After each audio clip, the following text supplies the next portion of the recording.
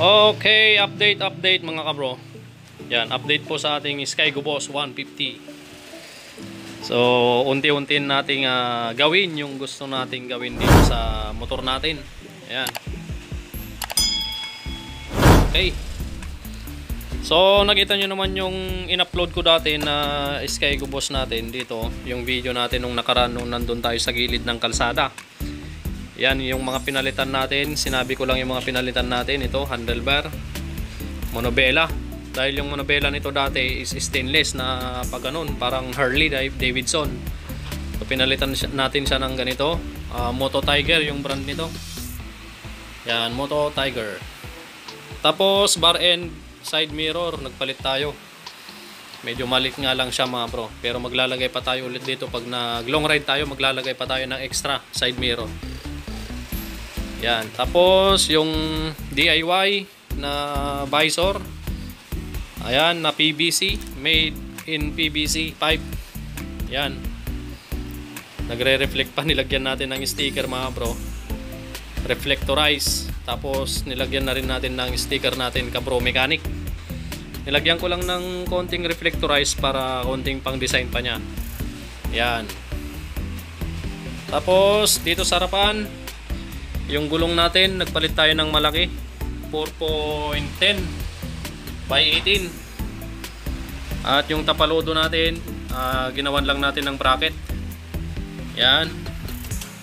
Okay. Tapos itong engine guard, mud guard. Ayan, DIY din natin to, napakadumi na. DIY. Makapal na liso.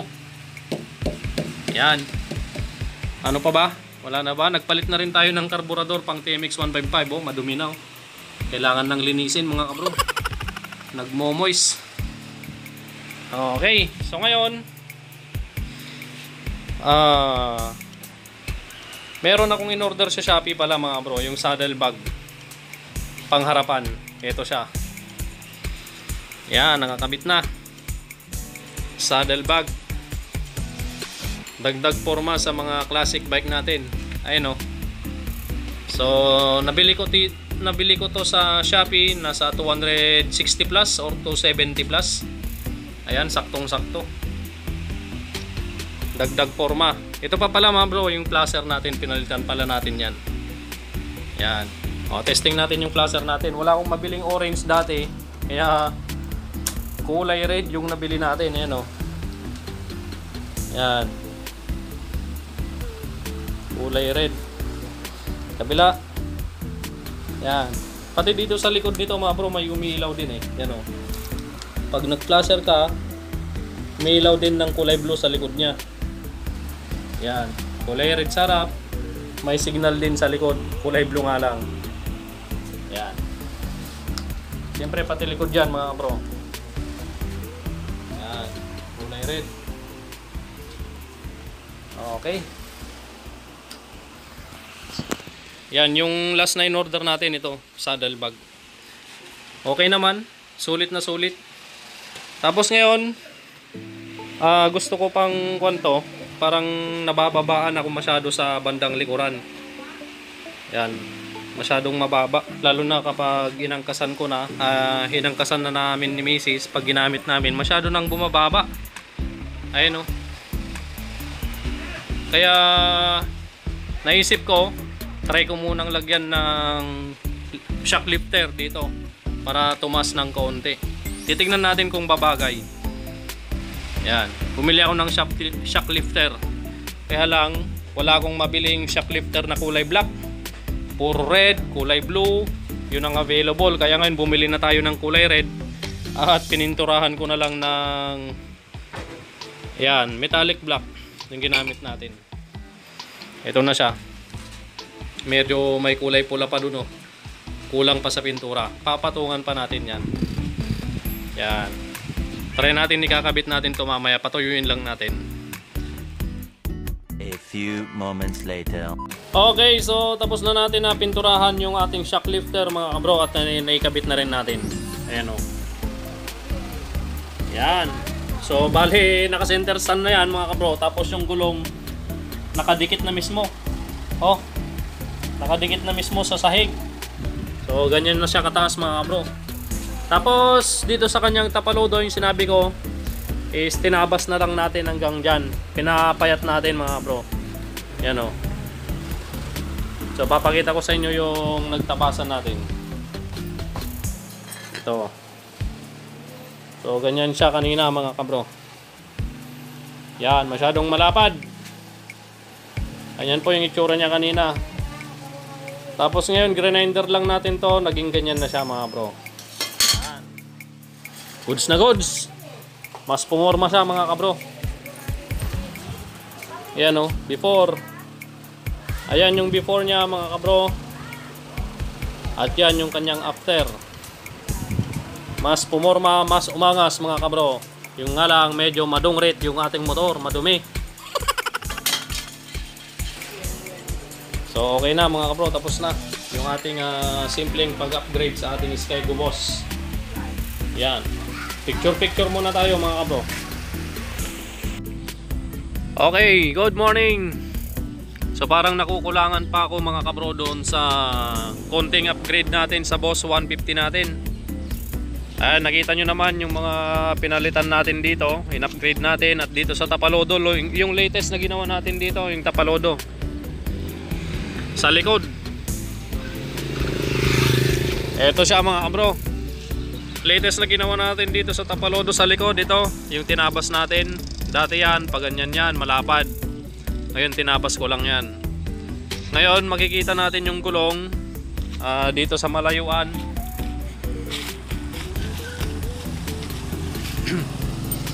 Yung gulong natin sa likod at sa tapalodo sa likod, makikita nyo parang napakalayo.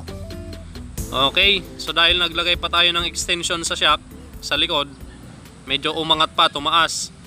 Ngayon yung gulong natin sa likod masyadong nakapaganon. Kaya ngayon ang gagawin natin sa swing arm natin, ang gusto ko medyo umatras yung gulong natin, humaba yung swing arm natin. Kaya magpapa-extend pa tayo sa ating swing arm, siguro +3. Ang gagawin natin dyan, ipapadugtong natin +3 sa swing arm para humaba pa ng konti at umatras ng konti yung gulong. Para gumanda ng konti, tinitignan mga kabro. Ayan o, yung gulong at sa tapalodo masyadong malayo. Kaya magpapa-extension tayo ng swing arm. Dadalhin natin sa Garage Zero mamaya mga kabro. Okay.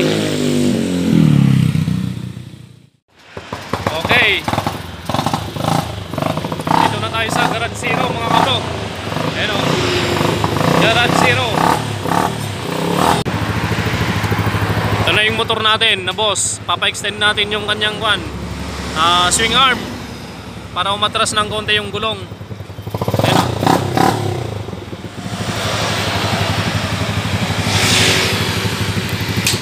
At ito yung magamang malupit gumawa ng mga motor mga kabro. Ayan o, adami nilang project dito, naka-standby pa. May big bike at si kabro, ayan o, shoutout. At si daddy niya, no? Daddy mo, si kuya.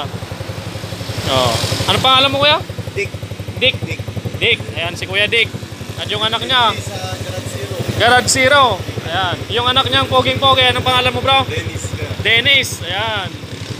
Oh yun, scrambler bill. Nagpalit siya ng ano yan, 30 o 28 lang? 28 lang. TMX 125 Alpha to mga kabro. Guwapo. Kasing guwapo nang gumawa yan oh. Oh my God! Wow! Titignan pa natin yung mga ginagawa nila oh. Yan. Ito anong design to bro? Bobber. Oh, bobber, guwapo. Ganyan po yung bobber, guwapo ng gulong nyo. Sana all. Meron pang big bike. Silipin natin tong makina ng big bike mga kabro. Ayun oh. Oh. Kahit big bike dumadali si kabro. Si Boss Dennis. Yan oh, laki ng makina. 4 cylinder. Ito pa yung kanyang chassis mga kabro. Yan, ito yung body nung Honda. CBR ba yan bro? CBR? Ano mo, CB 1200? CB 1200. Oh, CB 1200 to mga kabro. Yan oh. Ito, TMX 125 Alpha din. Oh.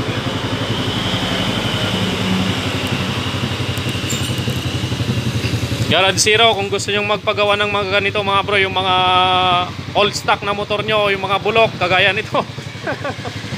TMX 155 Kaliskis. Project din nila yan, dito lang sa gilid ng highway. Yan, ito yung hydraulic hose katabi niya. Papunta na rin nga pulit yan mga kabro. Yun.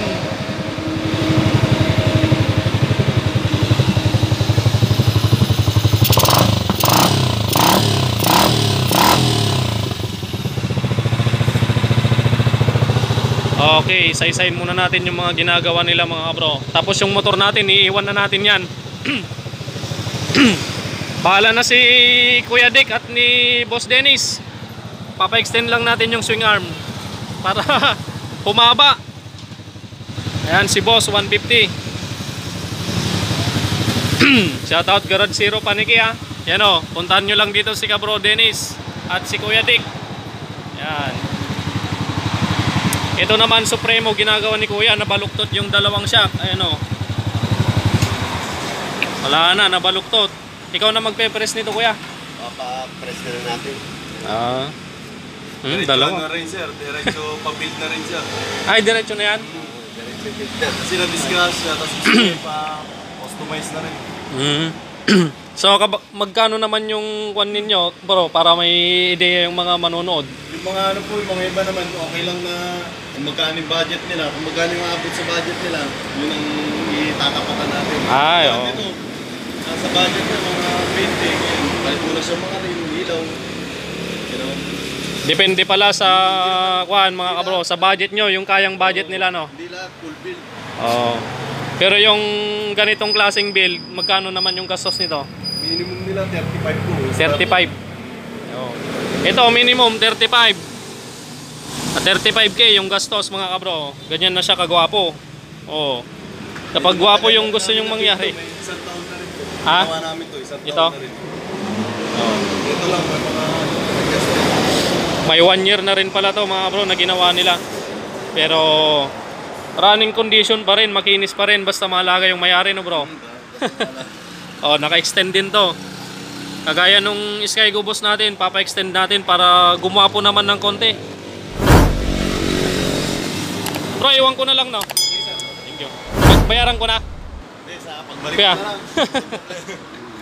Ayan, iiwan na natin si Kabro Boss 150. Ayan.